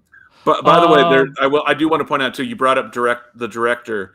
This is also the director you mentioned Night at the Museum. He also was the director of the Steve Carell Tina Fey movie Date Night, and he was the director of Real Steel, which was the one with Wolverine. So yeah, two films also you can see the remember that are talked about in depth. Yeah, neither one of those movies are Oscar winners. They're not. None of them are. But they're ones that if you come on, you're going to sit down and watch 20 minutes of it. Well, but here's the thing. Yeah, but here's the thing. Like I am okay. Well, actually, listen. I got to cut this off. We will talk about this in a second. But what I am going to do is I'm going to take over the screen for a bit, and I'm going to talk about the movie we're watching next week when Jim returns. Next week, folks, August 22nd, 9:30 p.m. Central Daylight Time. Jim will be back in our virtual studio, in our socially distanced studio, and we're going to be taking a look at where the heck is it? Oh my goodness! Looks like I screwed the pooch for a second here. Bear with me, everyone. Do. All right, where are we? Aha, CODA. It's on. It had a great run in the. I think it was in South by Southwest or Brian. Do you know CODA? Was it Southwest? It was Sundance. Had a premiere. I know it premiered at one of them. I can't remember which one off the top of my head. Yeah, I can barely read on the. Looks like on the poster it was Sundance. CODA, it is on Apple TV Plus now, or you can rent it and, wherever you like to rent streaming movies. CODA, we'll be watching that, and Jim and I will be talking about that next week. Or maybe Brian and I. We can continue our thematic arguments over a different movie. Let me bring Brian back now to talk about... my director pass or fail, because I think this is exactly where you were going to go, and I wanted to. I think jump. Tell us, do you think the director achieved? Do we give Shawn Levy a pass? Yes. Maybe even a high grade. Two big thumbs way up, in my opinion. So it's a pass, like an A. Would you give him an A? Yeah, to me, it's not just Shawn Levy. It's the whole production team, the writers, screenwriters, all of them together. Zach Penn and Lieberman. I forget his name. Lieberman. Yeah, he looks like he wrote it. Well, like all these big movies, some guy wrote it, got paid, and then other people were brought in, a couple of uncredited rewrites, and then Zach Penn. But to me, the biggest part of that is it's a village that writes a modern Hollywood movie. It's a communal art form. Absolutely, that is film in general, though, is a communal art form, and very few are true. I'm even arguing, especially writing. Production design is not there are staff, but I would say, Hollywood is one of those few places in film in general where they invest in development, and sometimes out of the development factory, they've ground out a lot of sausages, but every now and then it's like, nope, they really do want to make sure that they've got a good movie that will have its best chance of success. To me though, and there's a certain degree of that in this film, but I think the thing where the director and the screenwriters and the whole production team really do achieve well in this film is that they surrounded Ryan Reynolds in a film that suits Ryan Reynolds. They didn't try and make Ryan Reynolds do a Chris Evans film or someone else. Okay, save that for your final thoughts. As far as you're given director Shawn Levy, the guy who pulled it all together. Okay, for myself, I think he could have done more, and it is good you mentioned those films. Shawn Levy, I bet the studios better give him an A. If the studio marks its directors, if there's somebody at Disney going, well, how do we review Shawn Levy's performance? It looks like it had a good opening weekend. He delivers what they want. Those Night in the Museum movies, fun, light, interestingly enough, also about a whole bunch of characters who have life outside of in a different level of the world, let's say. So perhaps it's a theme he likes to revisit. And this is where I think I can, why I couldn't give him an A, although the studio should, as a film fan and as someone who thinks that the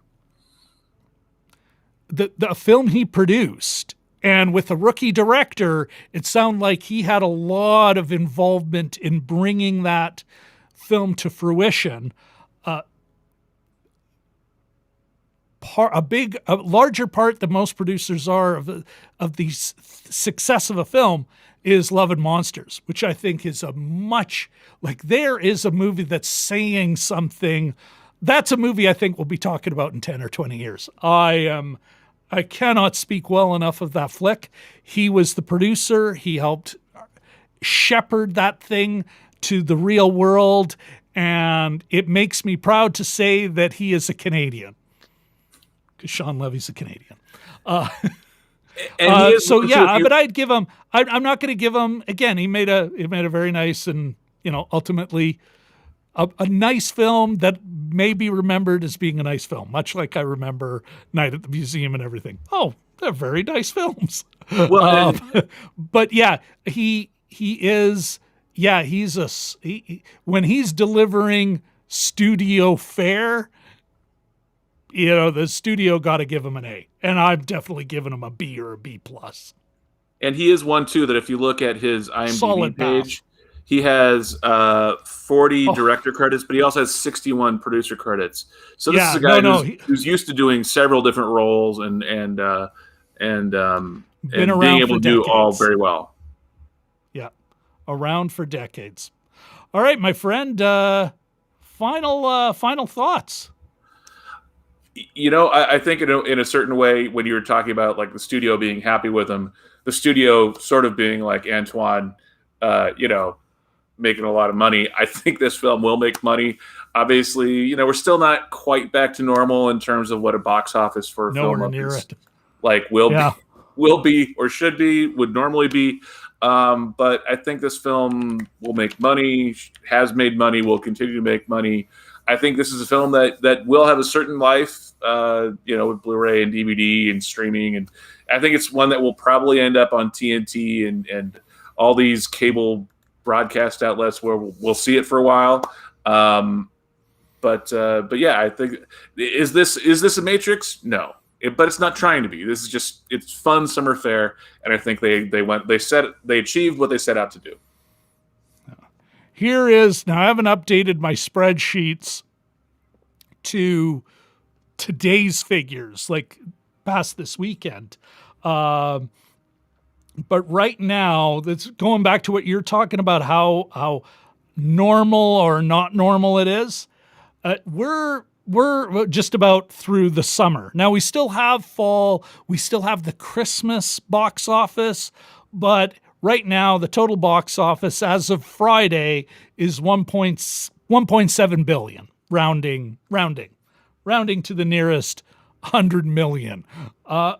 If you look at 2019, the last reasonable, the last studio year, 11.3 billion total box office and domestic for the entire year.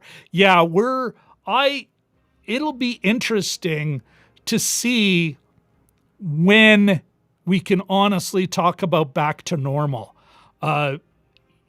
I'm here. Let me ask you this, man. Here, let me get this. So are those just U.S. box office or North America box domestic. office? Yeah, domestic. Domestic as in U.S., United States. So it's not worldwide. Well, you don't understand what domestic is, do you? Domestic, lower 48, Canada, and fucking Guam. Hey, never underestimate Guam. I have a friend from Guam. Yeah. Yeah, it's domestic figures. It's domestic figures just because, what's interesting is if you look at international right now and global, like domestic and international markets, it's as depressed, like a 20% of what it was in 2019. What you do see is predominance of Chinese films in the top 10 globally, just because their market was opened up a lot sooner. The way they dealt with COVID, et cetera, a number of factors in that. But here's my question for you, man. Well, and usually the international market accounts for roughly 2-to-1 over the domestic box office. That's usually the split that we see with a lot of films.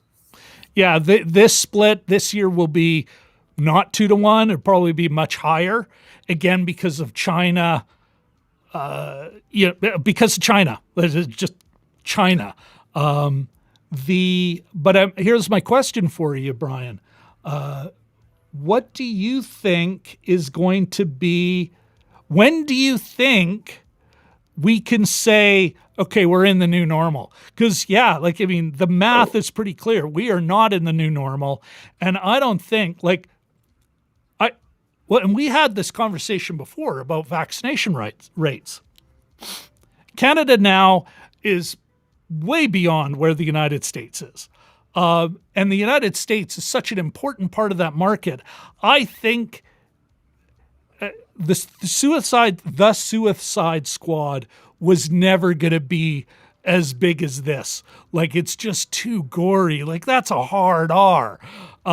Even if it was a better film, it still is going to be, there is going to be a limiter on it. But I don't think this, I think it's about, Free Guy maybe made 28 million in domestic box office. Its international numbers are almost non-existent because it's in 4 different markets. Australia going through another lockdown, UK, who knows what the hell's happening there, Finland and Germany. So right now the domestic is it. But I think if it had opened earlier in a normal summer, it would have done much better. It would have been the comedy of the year, the comedy of the summer. What do you think?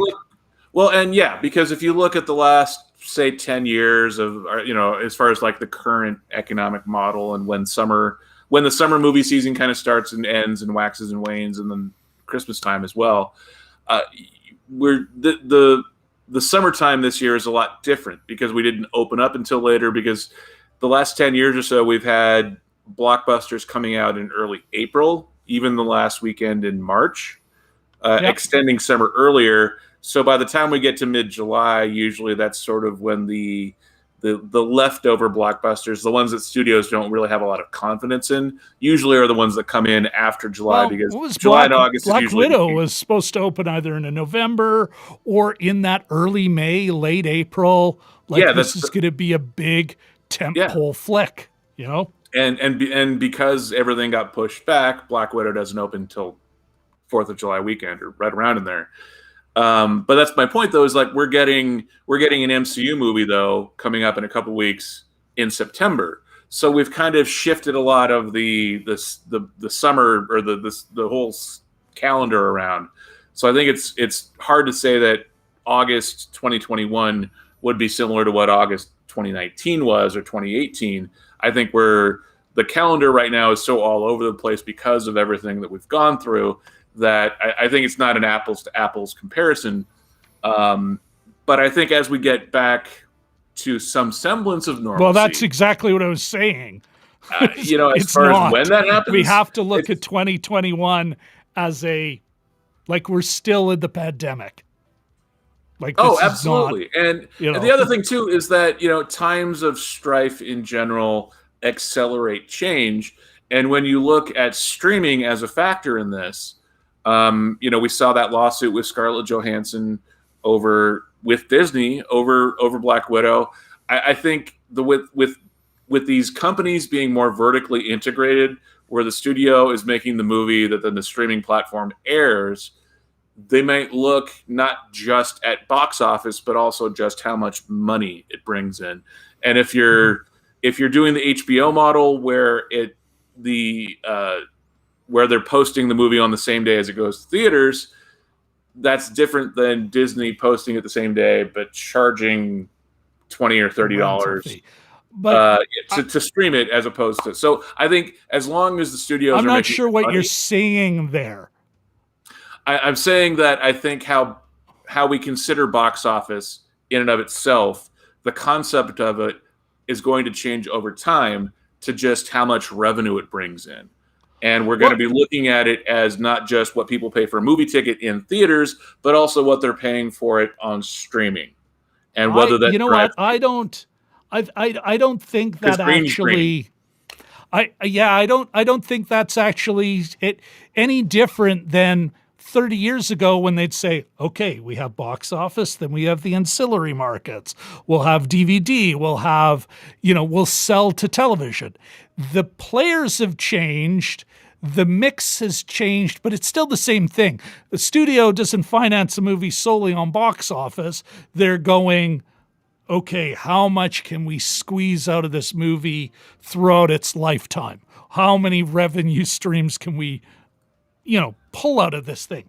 What I'm kind of wondering here from you is, and we're not going to be held to this. I'm just asking for speculation. What do you think future box office is going to look like? Are we seeing the end of movies that will pull in X dollars at the box office? That we're kind of going,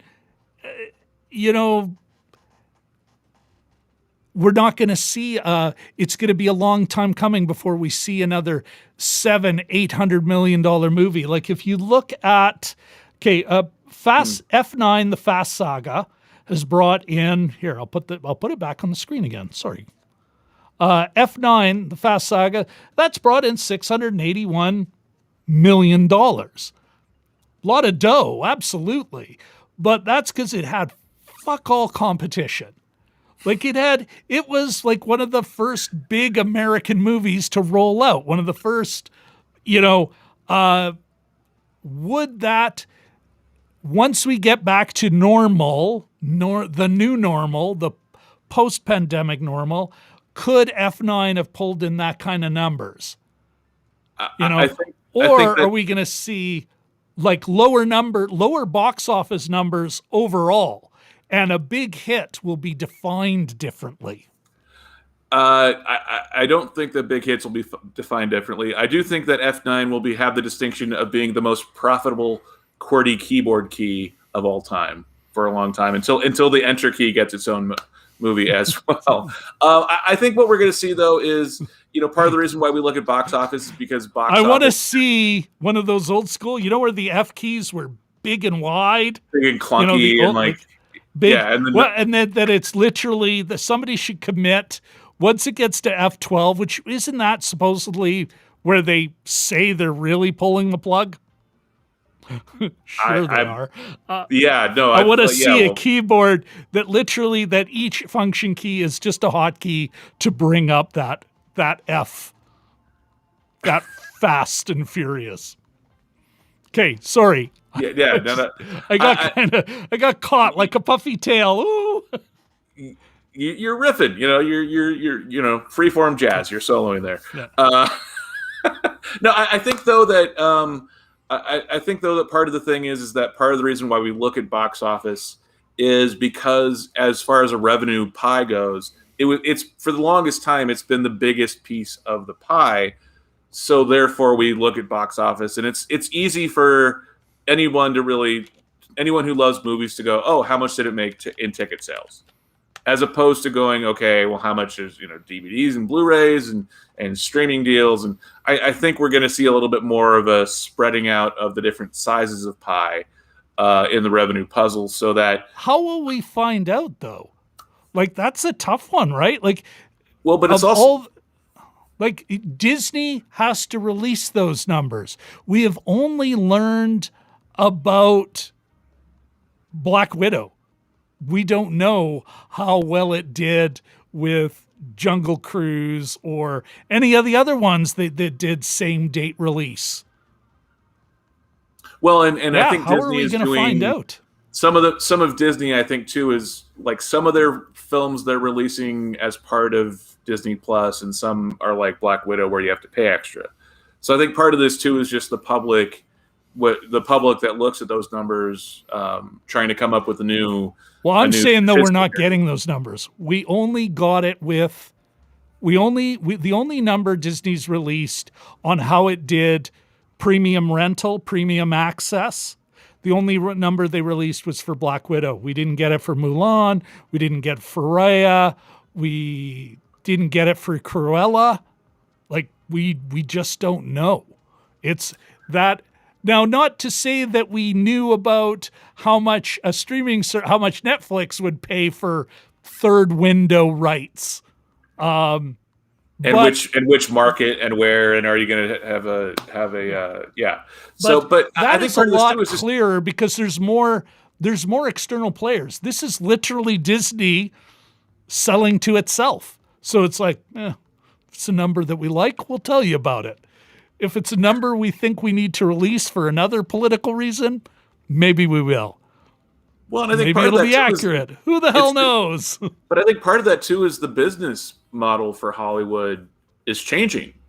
And as Hollywood figures out what is profitable and what is just paper numbers, I think we'll see new metrics coming out as to explain which movies are the most successful, which ones have really made the most money, and which ones and where they're making their money. Are some movies making more on home sales? Are they, and so I think all of those metrics are ones that are TBD. I think we'll be learning a lot more about new metrics and ways that those studios are looking at which films are financially successful in the next couple of years. I do also think though that box office will continue to be the biggest thing for big blockbusters.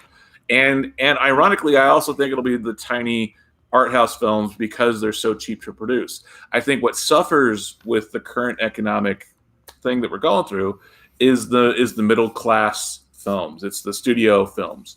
And it's why we haven't seen as many studio comedies the last several years, even before what we're going through right now. Well, they don't sell overseas because comedy doesn't translate. It has a harder time jumping cultural barriers. Like so much of it is wordplay and all. It's culture. Comedy is culturally bound in a way that a Fast and Depends Furious. on the comedy. You Chinese. Three Stooges is pretty funny in any language. Well, physical, right? It's action. And when are you going to say we're going to see that back? Maybe some of this will play out. But for the most part, comedy is a culturally bound thing, or more culturally bound than action. But And coming also back the to what you were lower, saying, also the lower, the middle tier, the 50 to 80 million dollar budget films, I think, are going to be more in the realm of streaming than in feature films. So we're not going to see them as much. Like, for example, one of your favorite movies, The Old Guard, kind of fits in that category where, films that may not be made as often or get theatrical releases, but will be more straight to streaming, straight to Blu-ray. well, kind of here's thing. the interesting thing. I Because I know how much you love The Old I Guard. think it'll even squeeze. I think they'll even squeeze. First I want to say hello to Ahmed Jelly Duck 100. Good to see you here, man. So glad you made it to our man in Kuwait City. But I'm going to bring up my chart again. Here is where it's fascinating. I did the whole, partly just because I really like looking at the math. So here's 2019. Again, the last reasonable. And we got to hurry because we got like 2 minutes before we got to wrap it up. Okay, if you look at, and this seems to translate from 2018 to 2017 to 2016. If you look at that, top 10 movies and its percentage of the total box office, and all the other years, you have 500, 600, 600 and 700 films released domestically. They're pulling anywhere between 33 and 41% of the top 10 movies are taking, the 30 to 40% of the total take, right? In this year, the top 10 movies are taking 60% of the take. Now, it all kind of averages out. If you look at this one. Part of that, too, is Endgame, I think. No, I went back several years. It's all the same. And this is 2021. It's not Endgame. Like when did Endgame come out? I thought you said these numbers were 2019. Right? I thought you said these numbers were 2019. No, I went all the way to 2019, 2018, 2017, 2016, and then this year. This year's the outlier in how much the top 10 is taking. But they all, whether it be top 40 or top 100, because I'm now talking about percentages, the top 20% of the movies in any given year, they take over 90%, of the box office. So this year, right now, the top 40, which is the top 20% of a 200 domestic box office film scene, 97%. 2019, 94%, because there's over 500 films released, so I took the top 100. 2018, the top 120, because there's 600 films that year. 95%. Like the 80-20, it's not even the 80-20 rule. It's the, sorry, man. My bad. The 80-20 rule, it's like in box office, I still have to do my global analysis, but I strongly suspect it's going to be the same thing. The top 20% of the movies take all of the money, all of it, leave a few crumbs behind, sprinkle, sprinkle, and it's not just the indie movies, they lose money. They just don't lose as much because they didn't spend as much. The middle movies are in that weird world of they're hoping. I think they look at the box office as an opportunity to not maybe make money, but at least get half of their money back, and then hopefully got enough buzz that they'll turn a profit out of selling downstream. But I am wondering how much the box office, like, will the box office ever get back to that 11 billion? I don't think it will. I think it'll be 10 or maybe 9. And is streaming going to pick up that 2 billion in slack? That's a lot to be counting on people to pay a premium for watching it at home. Yes, I think when theaters fully reopen again and we have a full year of normal theater going, I do think we'll get to that 11 billion, just because of the big blockbusters that are best seen on the big screen. I think the big budget films do best on the big screen. The middle, but like I was saying, I think the middle class movies, those are the ones that are going to be moving more and more towards streaming. And the one exception to that is horror films, because horror films are notoriously cheap to produce. It'll be interesting to see how that happens, though, because most people that watch horror films are usually younger. Younger people are watching more and more on their phones. So even though horror films have always been very profitable, you think they're watching a horror movie on their phone? I wonder, because people under 30 are watching a lot of their news on films. They're watching a lot of television on films. To me, the idea of holding a phone but I don't like this think they're watching a horror film on a. How fucking frightened can you be? It's like, I can barely see the tension building. And here's the thing: is you look at the top 10. Let's bring the screen back. Top 10 domestically this year. What do we got? Oh, The Conjuring. The Forever Purge, which is, I think, kind of it's part horror. I would put it in the horror category. Yeah, absolutely. Yeah. Okay, haven't. That's why it doesn't surprise me that it does well. But Spiral, I wonder like, these are some of the movies taking all of the money. But that's why I say it wouldn't surprise me if it changes over time, which is what we're talking about. When is the box office going to return to normal? That is one thing that as generations age and kind of mature, I wonder if a lot of these horror films are going to be seen more on smartphones. No, what I find fascinating is they are being seen on the big screen. If they're being seen on the big screen now, during the shitty part, I think that's a keeper. Just like you're saying, the big box office stuff. There is something about getting the shit scared out of you in a big dark room. Not that I'm a big horror movie guy, just the opposite. Actually, maybe I'm so sensitive to it, it's why I can't even watch them in that context. I'm a guy who will make noises in a scary movie. All right. We are over time. We are over time. Oh, what's this? Yeah, I've never watched Fast 9. A lot of people say it's a good movie. I love the Fast certainly series. One of the biggest films. It's a successful movie. I haven't seen it either. No clue. I plan on watching. I just haven't made it back to watching it yet. Although I love the Fast and Furious series as a whole, though. All right. Okay. All right. First of all, I want to say, Brian, thank you so much. What I will do is I will pin it later. I'll put it in the description. You already have. I have not watched it for whatever reason. I think it was because I wanted to see the movie. You saw it the day before. I think you saw it on the Thursday night, or maybe you saw it on the Friday. You had released a 1 minute thing, and I was like, kind of, well, no, I'm going to go see it myself.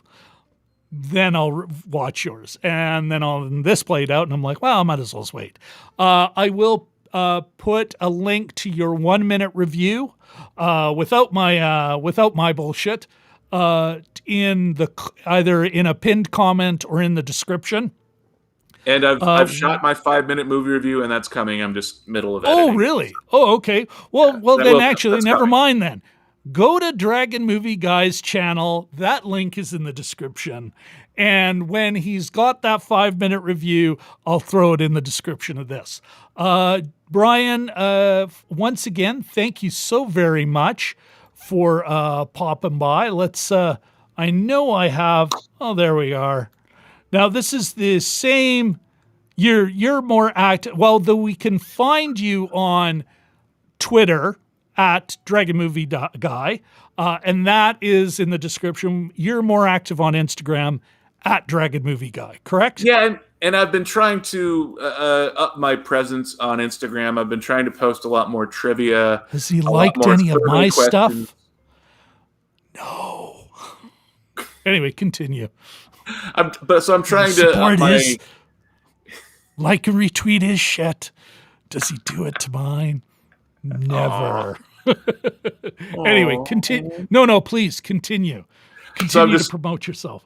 Yes, I'm trying to up my Instagram game and get more interaction, and I'm trying to post fun survey questions to see what people think. Let me know what your thoughts are on these survey questions that I have up on. Oh, cool. Instagram. Like for example, the one that I currently have up is, what is the football movie that you watch every year right when football season starts? Like if you're a huge football fan, do you watch Rudy? Do you watch Varsity Blues? What is your favorite football movie that you just have to watch every year at the start of football season? That's the current question up on my Instagram, the Insta chats, the Insta faces. I used to love Rudy, loved it, until I read one of those. It was a bit of a muckraking piece, a little bit. Some of the, and like all these biopics where it's like, okay, the narrative, it wasn't quite the, the story's amped up for the film. And for whatever reason, it got a hook in my brain, and I can't enjoy what is got to be one of the best sports movies ever made. Rudy, yeah, because it's a great movie. I'm not saying it is the best, but it's got to be in the top 10. Well, and then that brings up the whole thing of what, how truthful are these biopics? How accurate are they? But that's a whole other thing. Rudy's a great movie. It's one of my favorite football movies. So if that's one of your favorite football movies, whether or not it's actually factually accurate, I don't know. But what you want to know is, if you're a football fan, what's your favorite movie you watch movie to get your head into football season? Okay. Yeah, is it all right, Brian's well, folks, song? Go to his channel. Go check him out on Instagram. Go find that survey wherever the hell he put it. I didn't know you can do surveys on Instagram. I know you can do them on Twitter. Well, it's not a proper thing. It's just, just it's type a in the comment post. section. Oh, yeah, so I probably it's just move. Like. Yeah, it's comment. Comment, you can like it, sure, but in the comment section, tell me. Please tell me. Okay, I gotcha. I will go comment right after this, or sometime this evening. Maybe not right after. All right, Brian, thank you so much. Hang out in the green room for a second while I say goodbye to everyone.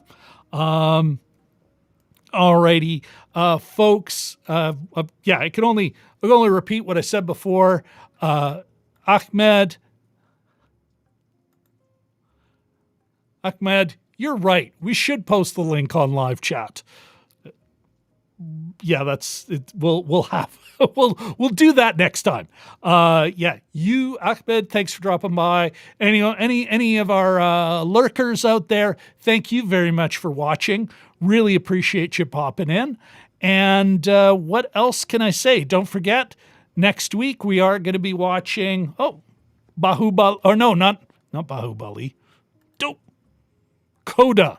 Jim will be back. We're going to watch CODA. We're going to overanalyze CODA next week. All right. And I think that's about it. Let's pull down the tunes. We can take that off and let's cue the outro.